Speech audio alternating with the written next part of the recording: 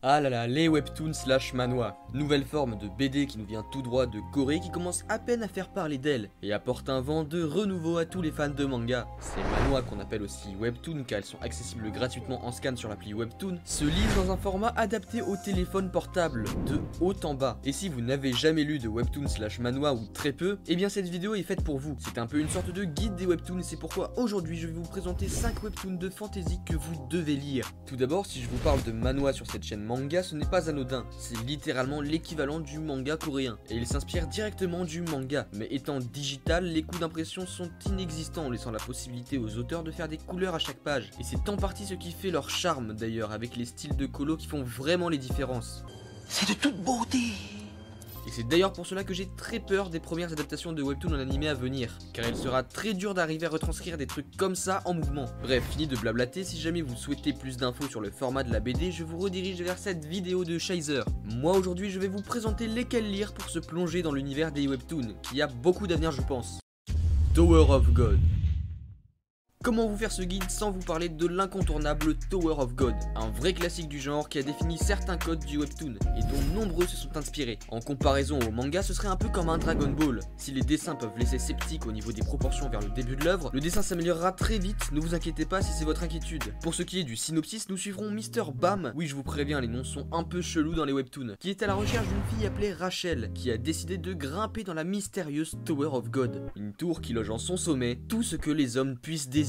Savoir, pouvoir, richesse ou même femme, toutes les réponses se trouvent en haut de la Tower of God. Mais bien évidemment, il n'est pas à la portée de tout le monde de gravir cette tour, puisqu'à chaque étage, une épreuve différente mortelle vous attendra et deviendront de plus en plus dures. Je trouve le concept vraiment cool et surtout que c'est ultra bien exploité, pas comme dans Danmachi par exemple, qui est assez similaire avec le système de donjon. C'est un webtoon de fantasy et si je vous en parle, c'est parce que vous commencerez certainement par lui. C'est un peu l'équivalent du One Piece en manga. Il est long mais sa lecture en vaut vraiment la peine, d'autant plus qu'il va avoir droit à son adaptation animée en avril. Raison de plus pour vous y mettre. Dice. Dans beaucoup de webtoons slash manhwa, le thème de la beauté sera au cœur de l'intrigue, car la chirurgie esthétique est très ancrée dans la culture coréenne, et leur vision par rapport à ça est très différente de la nôtre en tant qu'Européens. Chez eux, c'est quasiment une norme, et c'est justement le cas de Dice, où notre héros est petit, moche et impopulaire. Ouais, la nature l'a pas gâté quoi. Tu es moche. Et c'est pour cette raison qu'il est la victime de sa classe. Tout le monde l'utilise comme son jouet et s'amuse à le frapper. Autant dire je pense que Dong Tae, notre protagoniste, doit certainement être en STMG pour avoir des camarades comme ça.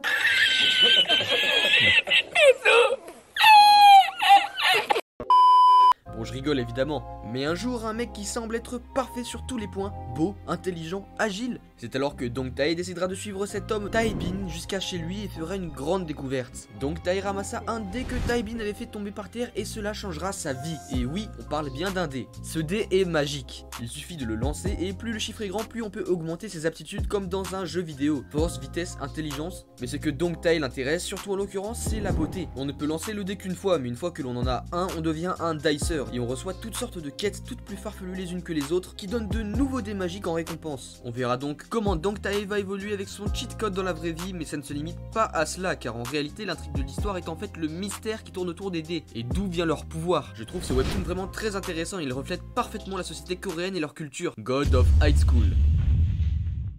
Là, on s'attaque à un énorme morceau, du vraiment fat. Je parle bien évidemment de God of High School, créé par Park Kyung-jae. Ce web manhwa est à la fois extrêmement classique dans son scénario, mais arrive à jouer de ses propres codes et à les subjuguer à la manière d'un Black Clover pour faire un parallèle au manga. Dans ce webtoon, vous verrez à quel point le taekwondo peut être badass, puisque Morijin, le protagoniste, est un amateur de ce sport de combat qui lui confère une force surhumaine. Chaque personnage principal aura un domaine de combat de prédilection différent. Par exemple, Daewi Han est un expert de karaté voulant protéger ses amis, et Mirayu est une experte en sabre cherchant à faire vivre sa famille. Un jour, différents émissaires d'une mafia un peu chelou viennent à leur rencontre afin de leur proposer de participer à un tournoi dans lequel ils pourront souhaiter ce qu'ils veulent s'ils remportent la victoire. Ce tournoi se nomme The God of High School, une sorte de guerre du Saint Graal mais sans servant quoi, à la seule force de leurs poings et de leurs armes. Ces émissaires semblent également dotés d'une étrange force intriguant la plupart des participants. Enfin bref, je n'en dis pas plus, c'est une tuerie, foncée, Unordinary.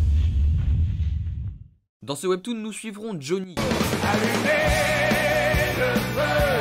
Non, pas ce Johnny là. Donc Johnny qui vit sa meilleure vie dans son lycée. Enfin presque. Dans ce webtoon slice of life / fantasy, nous sommes en fait dans une sorte de My Hero Academia, c'est-à-dire que tous les élèves possèdent des pouvoirs plus ou moins puissants selon leur niveau, à l'exception de notre protagoniste. Sinon ce serait pas drôle. Jusqu'à ce que ce protagoniste reçoive le One for All de All Might. Non je déconne, quand même faut peut-être pas abuser. Mais justement notre héros aura la chance d'être bien entouré puisqu'il est ami avec une fille très forte qui le sortira de plein de mauvaises situations. Ça peut avoir l'air assez violent au début, mais laissez-vous porter par l'histoire et vous allez trouver des personnages très intéressants qui cachent leur passé ou utilisent une poker face. Je n'en dis pas plus pour ne pas éterniser cette vidéo, mais foncez le lire. Enfin, le meilleur pour la fin selon moi, Solo Leveling.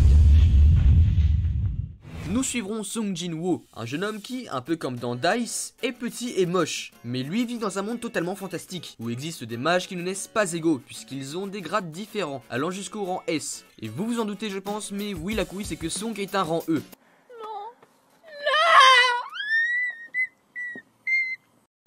Soit la pire classe possible. Ces mages doivent alors explorer de mystérieux donjons qui apparaissent n'importe où dans le monde, et également des niveaux de difficulté différents. Mais le monde de Sung bascule lorsqu'un jour, alors qu'il pensait faire un donjon bas classé comme d'habitude, il s'avère être en réalité un donjon de rang S, et abrite un démon très mystérieux. Alors que beaucoup de ses camarades meurent et d'autres s'enfuient, Sung se retrouve seul face à ce démon et perd connaissance. Mais lorsqu'il se réveille, Sung est par miracle encore en vie, et mieux que cela, il reçoit maintenant des quêtes un peu comme dans Dice qui lui donneront en récompense la possibilité de changer de rang pour devenir plus fort. Nous verrons donc évoluer Sung de ça en ça au fil du temps. Ouais, l'Among Us c'est plus qu'une chirurgie, c'est plus le même gars en fait. Et c'est exactement ça puisqu'il a subi le second éveil. Il peut en plus continuellement progresser sans jamais avoir de limite, ce qui fait de lui le mage avec le plus de potentiel de son monde. Mais bref, tous ces webtoons nous mettent en scène des héros qui par leurs efforts arrivent à changer du tout au tout. Ce n'est au final pas si différent des valeurs véhiculées par un shonen, mais cette nouvelle manière de faire donne vraiment un vent de fraîcheur et c'est ça que j'aime dans les webtoons. Pour moi Solo Leveling est mon webtoon préféré, que ce soit de par ses dessins, le scénario, tout est absolument ouf. Je ferai certainement une vidéo entière pour vous en parler plus en profondeur, c'est pourquoi je vais m'arrêter ici. Mais j'ai une annonce à vous faire, j'ai décidé d'ouvrir une chaîne où je parlerai exclusivement de webtoon et de manhwa, qui s'appellera Speed Webtoon, et qui j'espère vous plaira. N'hésitez pas à aller vous y abonner, lien en description, du contenu arrive prochainement. Bref, moi sur ce je vous dis à la prochaine.